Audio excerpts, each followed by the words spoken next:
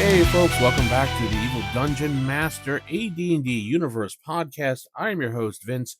Hopefully you had a good New Year's and a wonderful holidays because we're back. We're back with new episodes. We're back with new stuff on the YouTube channel. Already put up a video about Spooked Incorporated, which is a interesting RPG that kind of harkens back to the Ghostbusters game when it came to West End Games. It's an interesting system. Check out the video. But anyway, we're going to head right into things. TheEvilDM.com is my website. Ask the DM at theevildm.com is my email. Patreon.com/TheEvilDM is where you could support me for as little as $1 a month. Anyway, today we're going to talk a little bit about characters with two classes. It's right in the player's handbook on page 33. And unlike multi-class characters who are non or semi-human race, the character with two classes must be human. To obtain the second class, the character must switch his or her profession at some point. Thereafter, no progression in the original class is possible.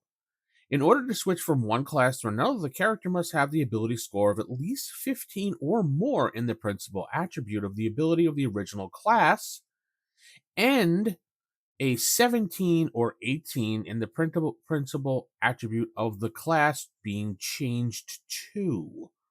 Note that nearly any combination of classes is thus possible, like a cleric and a fighter, cleric and a paladin, cleric and ranger, etc., etc., etc.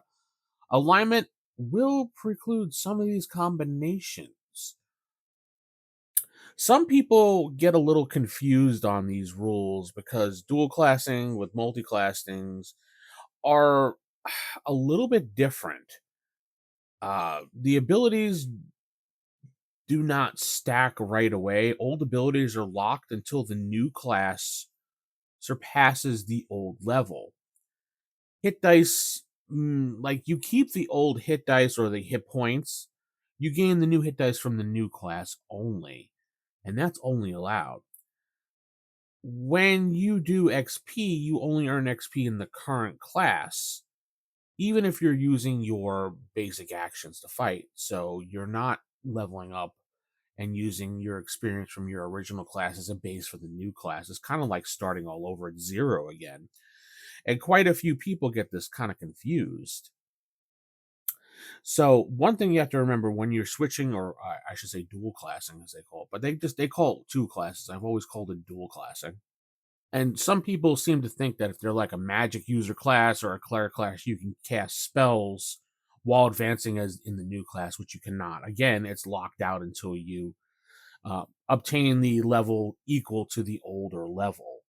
Easiest way that I kind of explain this to people when they're learning the game is you quit your old job, you start a new one. You keep your health and experience, but none of your old tricks. When you become better at the new job than you were ever at the old one, you start to remember how to do things from the old job. I know it's kind of a weird explanation, but it kind of fixes how things work out. So let's do an example. So a fighter reaches 6th level and switches to magic user.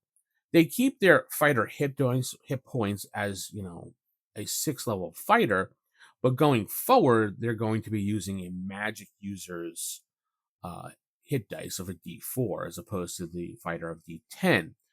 They cannot wear armor or use any of the fighter abilities that they have obtained. So the bonuses for weapons and things like that, they really can't use. They cannot use certain things that are tied to the class, like I already explained. Even magic items. So if there's a specific magic item that is only related to a fighter being able to use it, you can't use that related item until you obtain the equal level. So at 7th level, all those fighter abilities and things that you had before are going to be allowed again. So you could start using them, you start functioning again. So if a player at the table does ask, can I still do X for my old class? The answer is basically no until the class level is higher. There's no negotiating. There is no, I don't know, anything. It's a pretty strict rule, and I've seen a lot of people kind of weasel their way into using the old abilities while playing the new class, or trying to play the quote unquote, oh, I forgot. Now, what normally would happen, and the way that I've always played with other DMs, and I've used the same thing, is when you're giving out experience, if you happen to use anything from the old class, you would not gain experience towards the new class, because you're supposed to gain experience only in the classes that you use. If you follow the rules by giving out experience, you should only be gaining experience for the things you do, as far as obviously killing monsters, yes, but using your class abilities should give you experience. Now, if you use your old class abilities when you're not supposed to, such as trying to pick a lock or something, even though you're not supposed to be able to do that, but if you attempt to do it and you were a former thief, and now you're a fighter, you would not gain experience on that if the DM is actually doing individual experience like he should be doing. And that's probably another topic for another episode, about experience and how to give it out, as far as it should be given into individual characters, players, as opposed to just how they do it in later editions, starting, I think it was third or fourth, where everybody gets the same amount of experience and everybody holds hands and dances through the rainbow. That's just not how D&D works. Now, I've seen plenty of dungeon masters follow these rules as far as dual classing is concerned, and only worry mostly about the not being able to use abilities from the former class when it comes to the working on your new class. What I have not seen followed, and obviously it's your game, you do whatever you want as the dungeon master to help things progress and make everybody happy, but I have not seen people follow the ability score and the principal attributes of the original class and the principal new class.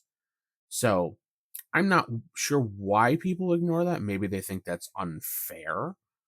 I don't know. And I've also seen a lot of DMs waive the whole human thing when it came to dual classing, especially when he had characters that were just um, one class and they wanted to be another class, as opposed to multi-classing, which anybody can do other than a human. And I don't know. I personally, myself, I don't like multi-classing characters in games, because it's got a lot of combination rules that are annoying.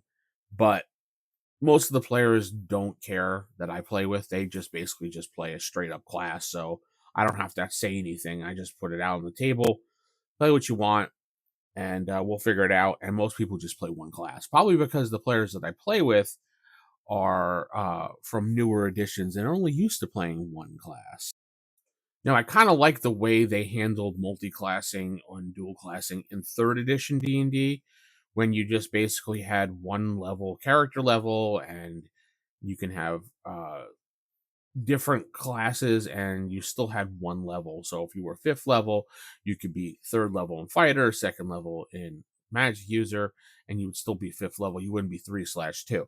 I kind of liked how they approached it and handled it with experience and everything too. But I mean, we're not playing third edition here, so I mean, you can incorporate any edition rules into any game you want. Like, for example, advantage, you can include advantage in first edition D&D and disadvantage when rolling d20. I see nothing wrong with that, and it won't break any rules or immersions for the game when it comes to rolling dice. So why not do something interesting like that? I know some people over the years, back to characters with dual classing here, why AD&D does this, why did Gygax do this? And this rule kind of prevents cherry picking in a sense. It forces you to make a commitment. It makes career changes rare and meaningful. It keeps identity intact instead of turning characters into kind of like these grab bags. It's not really about balance, so to speak. It's more about choice having weight. So humans have it really good when it comes to advanced Dungeons and Dragons. The world is human centric. They are allowed to level up as far as they want in every class, and they can be every class when it comes to the game. They have no restrictions on any of that stuff. So yeah, they don't get bonuses like being able to see in the dark or something, or being able to get a bonus on their strength or intelligence or anything like that when you create the character. But they do have the option of being anything and going anywhere and going as high as they possibly can in every class. So there's the trade-offs here and there. Now I know various people over the years have taken human and given them like sub races like they did with elves and dwarves over the year. And with the human sub races, you would get little bonuses for being from a certain part of the land or being a certain type of race in human. I never went for any of that. Human is just human. It didn't really matter to me. I felt they had enough when it came to the game. I'm a human type player, so I have no problem with it. Tell me what you think about the character with two classes or dual classing. I'm interested to hear your thoughts on that and how you handle in your group. Do you just follow the book? Do you make up your own crap? I'd really like to know. Alrighty, ask the DM at theevildm.com email address, and I'm going to say keep it original, keep it old school. Good night, and God bless everybody.